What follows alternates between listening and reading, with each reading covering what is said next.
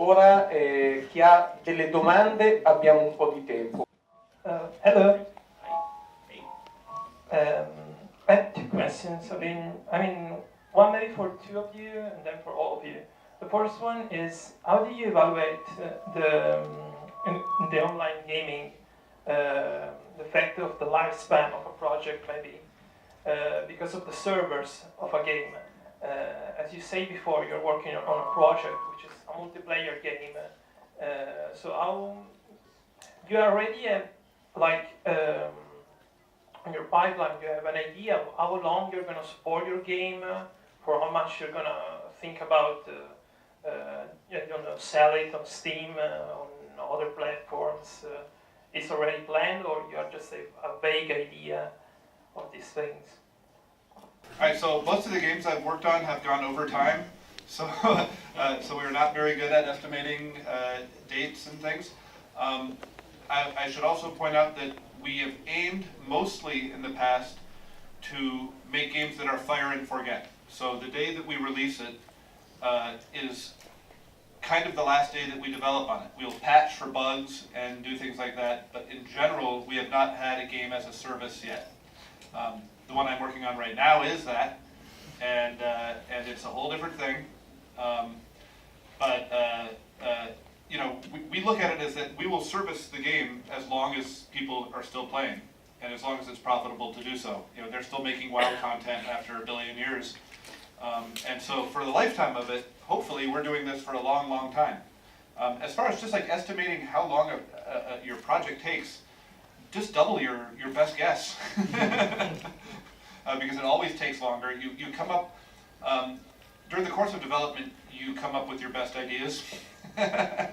And you can't do them all, and so you have to start cutting ideas. You start crushing people's dreams. About halfway through the project, you start crushing people's dreams, I think, because you have to finish it, and so it takes some discipline. And you sort of get a little better at it as you go of estimating things, but it's impossible. What you've asked is a problem that we all have, and I think I speak for you as well, Charlie. Yeah. And you just have to do your best. Again, part of the problem is every game is different, every development cycle is different, every game's content needs are different, and the cool ideas that you come up along the way change whatever your original impression was anyway. So that's what I got to say.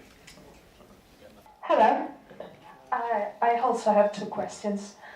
First question, I was wondering, at these conventions, there's always a lot of talk about how to develop a game, but the question is how to write for a game in a screenwriting capacity or an interactive is largely overlooked. So I was wondering, what has a writer or screenwriter has to do to participate in the creation of a video game? And this is my first question. The second question is also pertinent to the localization of the game, because in my line of work, I know a lot of people who would like to translate video games, but it's a new concept, and not many translators, especially in Italy, find the resources or many occasions to translate a game from Italian to English or English to Italian. How can someone approach the developers in order to help them to localize a game? Thank you. This is a bit more generical a question, so maybe we can give you more information. If you want to do a short answer anyway, it's okay. Good. I'll start with translations. We translated Subnautica into 15 languages. But we didn't do it ourselves. We just opened it up to the community, and we found we got better results from players that love the game and understand the game, because translation is so subtle, and there's most people, I think they don't understand it. It's not binary. It's not about is it translated or not. It's like you have a low level, like a crappy translation, and then you have like an awesome level translation. You have many versions in between. So we found that our players do the best work for the translation, and many of them want to help. So I don't know if you're talking about a job or not, but we've never looked for hiring people for translations, and I think a lot of other developers are now doing this. I mean, Minecraft was the first one I saw to do community translation, and you have some problems with swear words and stuff, but you patch it very quickly. So, and then the first question was about screenwriting. So we hired Tom Joubert, who did the story for FTL and The Swapper and Talos Principle. We hired him to help us with the story for Subnautica. And I worked with him a lot on the story, and it's much less about screenwriting and much more about game development, which is probably obvious. But he was very involved, basically at a design level, to either script out sequences or to help structure the world so that you can experience the game in what feels like a non-linear way, but of course still working within the constraints of the story. So, and I've studied a bit of screenwriting, and I've found it has very little to do with games, except dialogue, of course. When you want to develop a character with a line of dialogue and also advance the plot at the same time. But I would say it's more game design than screenwriting. I don't know if that answers your question. I hope perhaps add a little bit. Yeah. So traditionally, games have very bad writing, as I'm sure you know. And that's because you can be a genius game developer. It does not make you a good writer of fiction. And a genius writer is not going to understand the process of making a game, which is very much like making sausage. And that, for example, you will be halfway through your game and they will have written this beautiful story for it, and you're like, our schedule is we're behind schedule, we got to cut the whole ice level out, you got to rewrite the story to make the whole ice part not part of the game anymore. And the writer is always like, this is my best work, you can't get rid of that.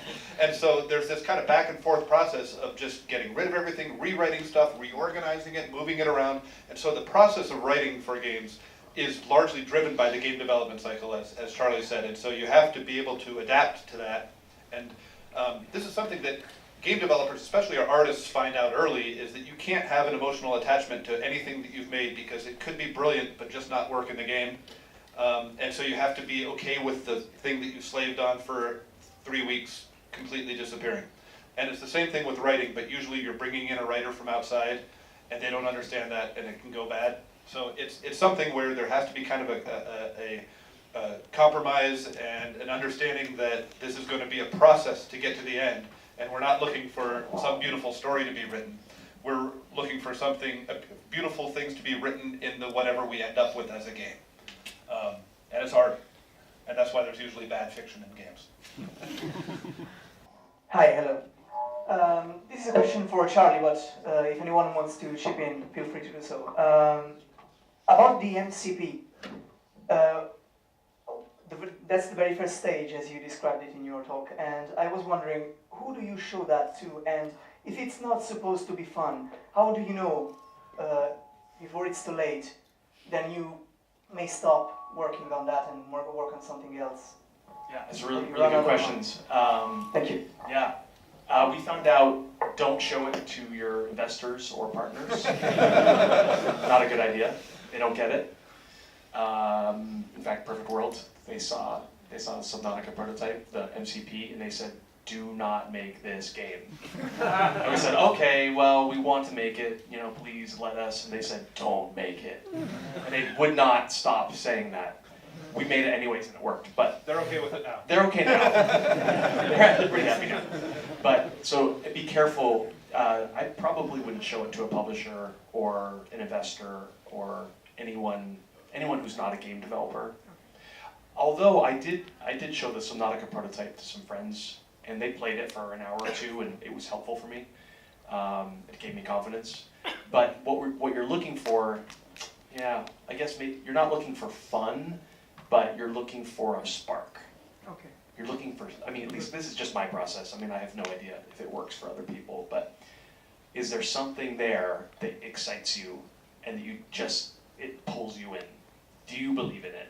And then eventually, does your team believe in it? So you happen to see that in people playing your Or when I play it, Okay. you know, I play it and I'm like, I feel it.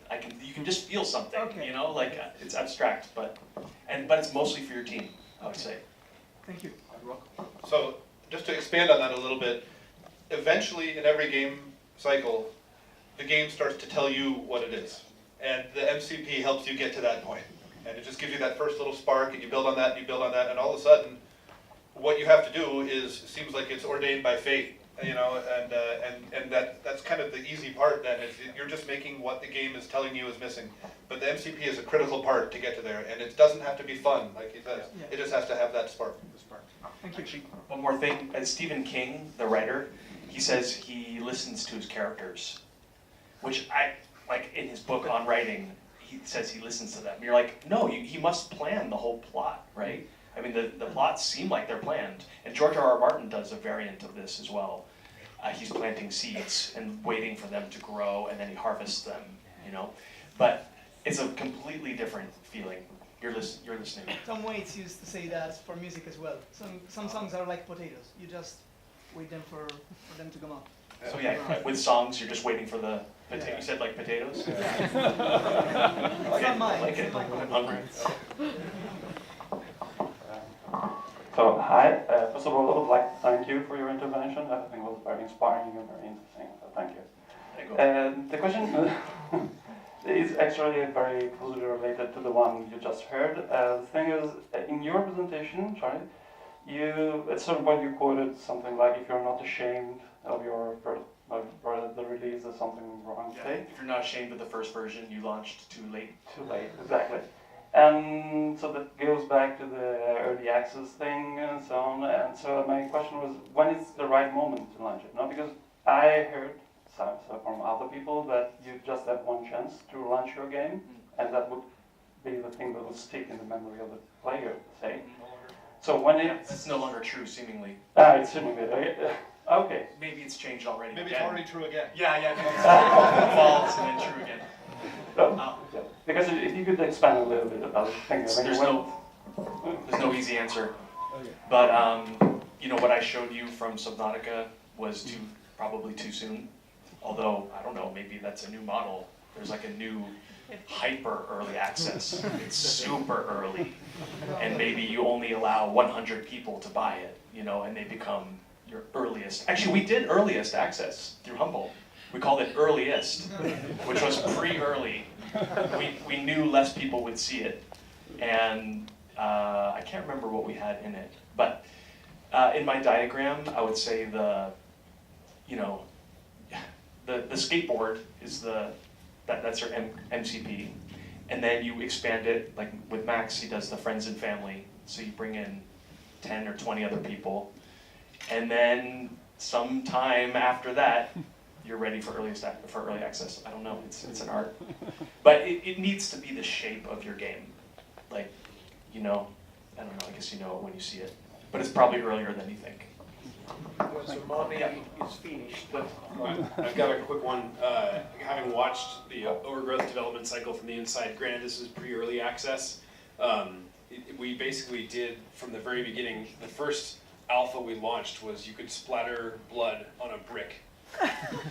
And there were no ninja rabbits in the game, and we would try to do weekly alphas rolling forward from that. But to Charlie's diagram, you sometimes end up with a burden where you now have to, if you're performing on a stage for your community, you may have to make the act of turning the skateboard into a scooter entertaining, when really the optimal development cycle for you internally is make a skateboard, then go in the cave for a while, then make the scooter. And that's something you have to weigh for your game and your community, and you don't want to be, once you're performing on the stage, sometimes you have an extra burden that distracts you from the actual development of the game. So it's a balancing act. It slows you down when you're in early access. John with Overgrowth. We did our first version of Natural Selection 1, was only a texture pack. Wow. Not even playable. It was just some texture. Bam. That was 2000. Don't do that. Way too long ago. Hi, thank you for being here. It's great. And I want to ask you what you think about the responsibility that Steam has in this apocalypse, if there is anyone. Thank you. Sorry, with the Indiepocalypse? You said that Steam. Steam's role, because they have the thousands and thousands of games. I was hoping you were going to take that one, John. I can try. They have a pretty interesting challenge. I remember, so the developer perspective is sort of, until my game is on, I'm sending Steam those 17 cold emails that I tried to do for Overgrowth.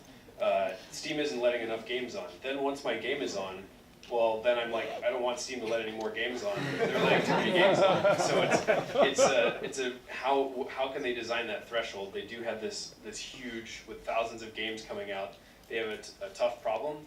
I do think the humble philosophy is we've managed to retain, I think we're not as big as Steam, clearly, but we've managed to retain more of the manual curation side, and that is something we value and that I think developers value from us. And we have sort of a unique focused laser beam that we can shine on your game specifically, that isn't just, hey, let's let the algorithm see what's trending and then we'll go from there. So I don't, maybe there's some kind of balance in the middle of ways to manually curate and ways to let things trend or not, but I do think you kind of need, ideally would have both. But yeah, honestly, I think you've kind of identified a gap in the industry right now and a need. And this is not just true of games; it's just information in general. There's information explosion. It's an impenetrable amount, and curation is something that I think that has a future. And I don't know what the form of it is yet. For a while, Steam curated games, but then they realized that's not really their business. They're doing better now than ever, but they have this impenetrable list of games that you have you can't even read all the titles, much less evaluate whether you want them or not. So there's going to have to be some sort of curation, some resource that people can go to get the cool things of the week or whatever it is. And I think there is a need for that, and some of you guys should work on that because it really is something that needs to happen. Hi, good morning. In the second presentation of Charlie, you will say that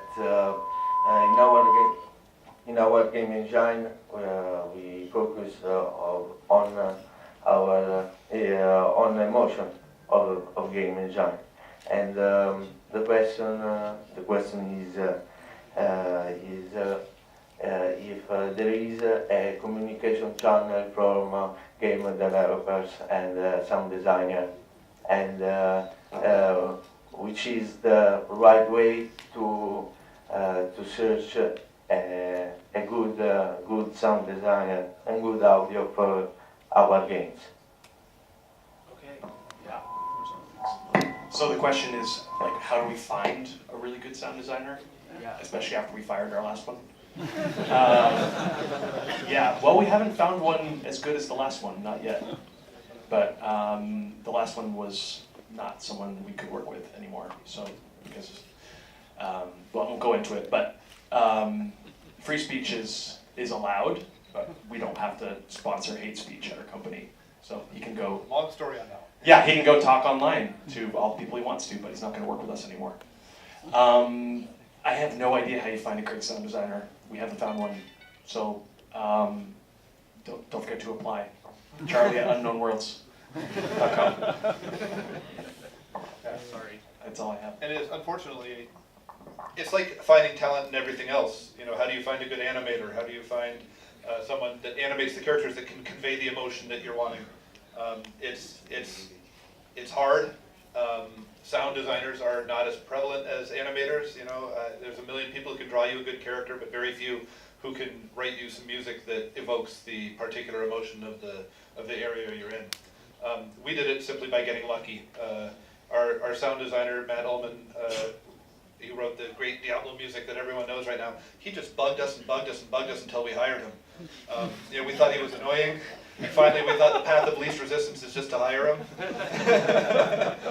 And that turned out to be great, but he pushed it on us, But the thing is, and this is true of any talent, if you find that person, latch onto them and don't let go. And I will say the sound is probably 40% of the experience of a game. So it's so important, and you have one, probably. So, yeah, it's super important.